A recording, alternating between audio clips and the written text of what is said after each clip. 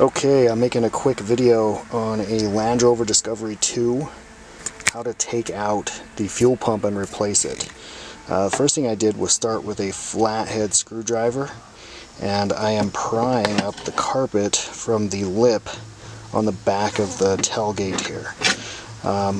So I will do my best to pull this up without damaging anything. I don't want to have to cut any carpet, and we'll see what we can do.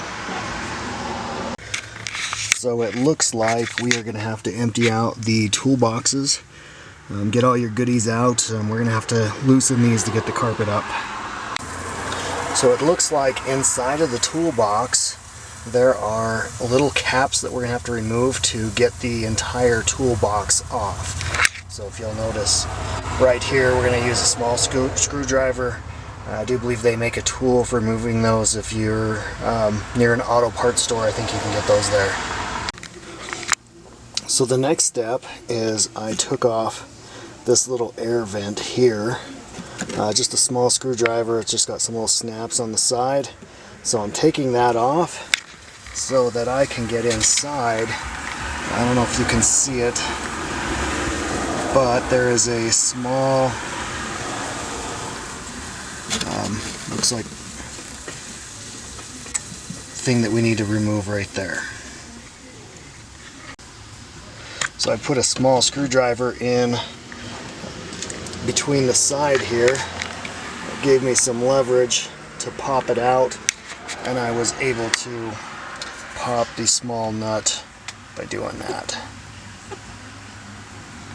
So if you look inside on this part, there is a small screw. It's like a star head security nut screw. You're gonna have to remove that to get this piece off. So this is the tip that I'm using to remove that. If you look, the numbers on the tip, just for reference, is CRT or CRVT 15. This came with a kit that I got at Harbor Freight Tools, and you will need to use this to get those out. There is one more in the top side that you'll have to take out with the same nut. It was a tight squeeze using this tool. You definitely wouldn't have got just the normal screwdriver in there. I'm sure there's better tools than this, but this is basically all I had handy at the moment, so I was able to get into that tight corner. They're not too tight, so when you do use this tip, it's not that hard to loosen it, and then you can do it by hand. So once I removed those two bolts, as you can see, this side does pop open. So I'm hoping to find the next thing to remove to be able to kind of release the carpet. What I'm hoping to do is just release the carpet on one side and then roll it up and get access to the fuel pump. So one of the other things you will need to remove is this and this. You need to be very careful if you are using a flathead screwdriver not to damage the plastic. They do make a tool, again, it looks more like a forks that kind of goes under and then pulls them out. I believe you can find them at a normal auto parts store in the section where they have the actual ones in case you damage it. But just do your best to not damage that.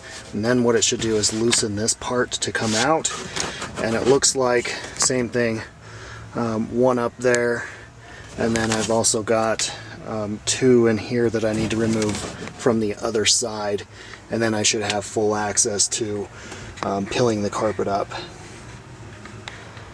So as you remove those two, this part will come out, and then you should get better access to removing this.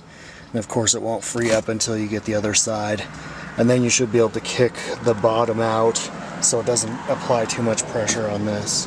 So this one here is a screw. It's a Phillips head screw with a cap, and then if you look down here, there's another Phillips head screw. I'll pop this off to see if there's anything under there, and then we'll work on freeing this section here.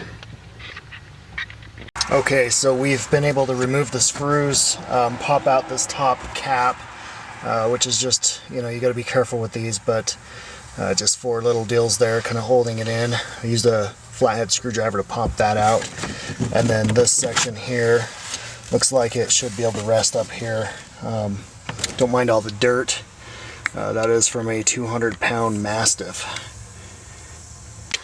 So one last thing, you'll want to push your seat forward because there are more caps that you're going to have to pull out down here, and that will hopefully free up the rest of this bottom piece and get us the access to the carpet that we need.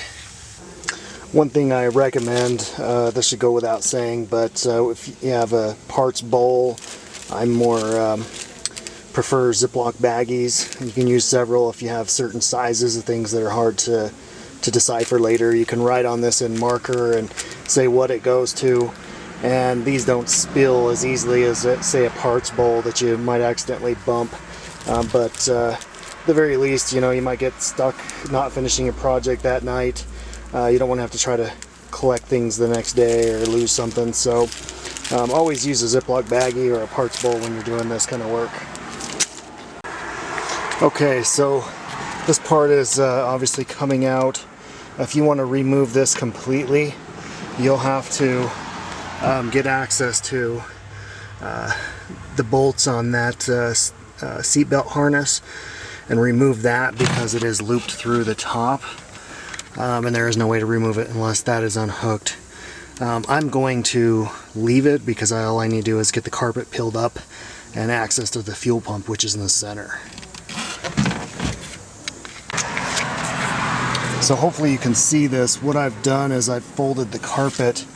The carpet has basically a crease in it that allows it to fold flat, and I am going to peel this carpet up from underneath and get this up in an angle that's convenient. So one thing that I have seen online in other videos is somebody has basically cut a big hole in their carpet trying to get their fuel pump out because they don't want to mess with this part of it.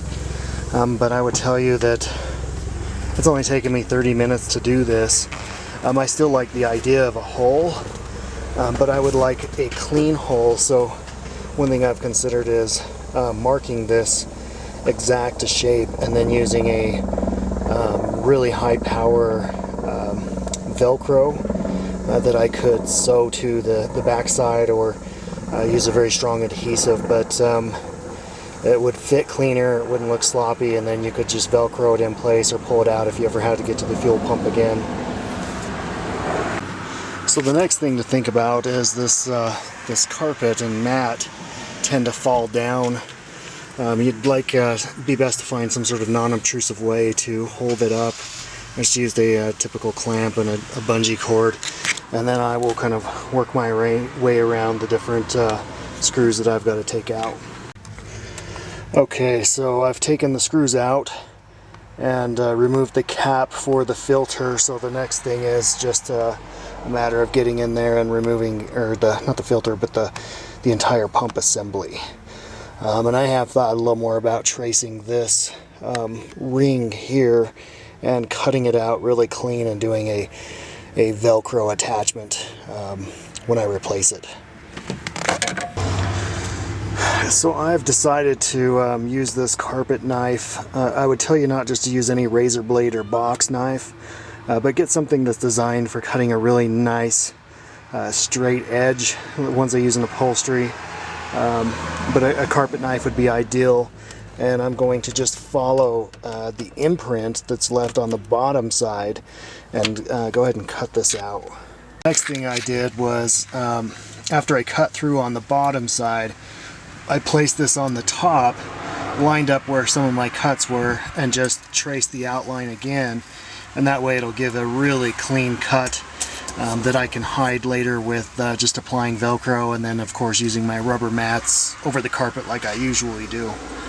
So the next thing I did to remove or start removing it was I put a large flathead screwdriver against this ring, and I used a mallet to pound the screwdriver, and basically you want this to rotate counterclockwise so that it will loosen, and eventually when it's fully loose you'll know that it'll kind of pry up. from there we will remove this fitting and this fitting, and we should be good. So this piece here is the fuel line, and one thing that you need to do, you can use needle nose pliers or 2 screwdrivers, but these 2 clips go in and then it slides out of this piece here. Also be careful, maybe wear some safety goggles. If there's pressure on the gas, it can squirt. Mine gave me a little blast almost in the face. And then this one here, basically same thing. You've got clips on both sides. They have to be pushed in for this electronic piece to be released.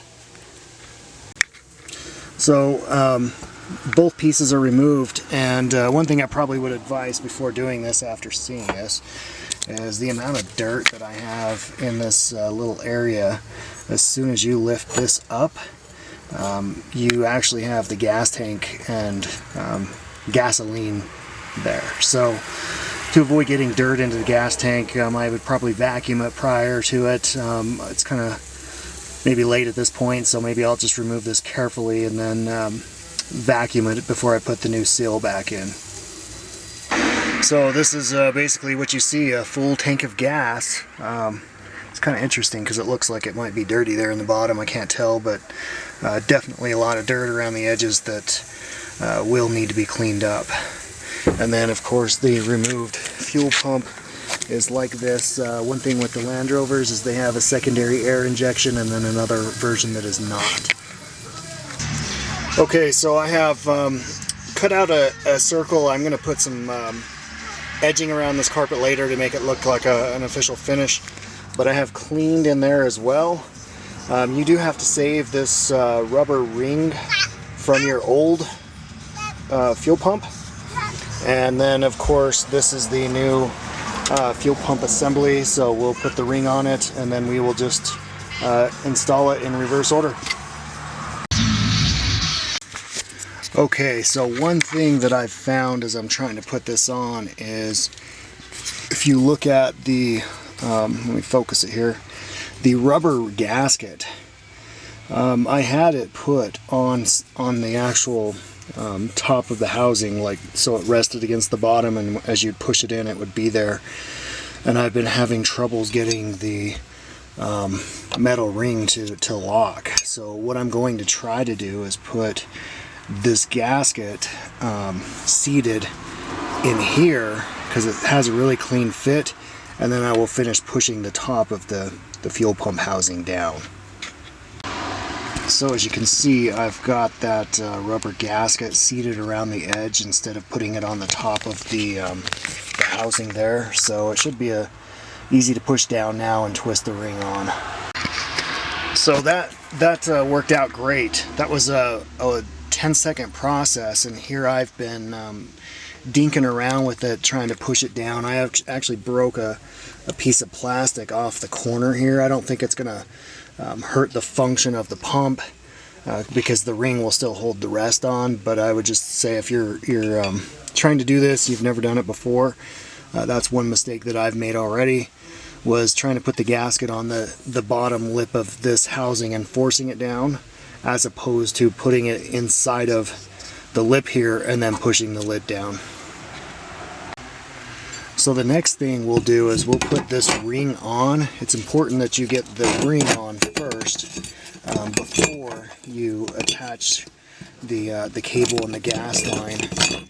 So you'll set the ring on, you can hook it, tighten it, whatever, and then after that you will hook up the gas line and the electrical. So we've got all the parts assembled. As I mentioned earlier, I wanted to cut a perfect circle and be able to have access to this later. So you know, as I do that, or I find a clean way to put this carpet back in, I'll show you. I do run this with mats all the time, so it'll always be covered anyways, but obviously I don't want to have a sloppy look in my Land Rover, so you know, it's either going to be a diamond plate circle mounted at the top, or it's going to be a carpet with some sort of beaded lip around the edge. So one thing with the fuel pump is, if you look right there, this silver ring on the side, and then on the other side of the block right in there. From what I could find online, it says that if you have those, you buy the fuel pump that is with secondary air injection. I could be wrong, it's just what I was able to Google. So the good news is it took about 3 times to turn the engine over, but it is working. So I'm going to finish by putting in the plate and the carpet, and we should be in business going forward. So one of the things I like to do is use a little marker that I can document what I've done and replaced in case I forget, or for the next guy that may own my vehicle.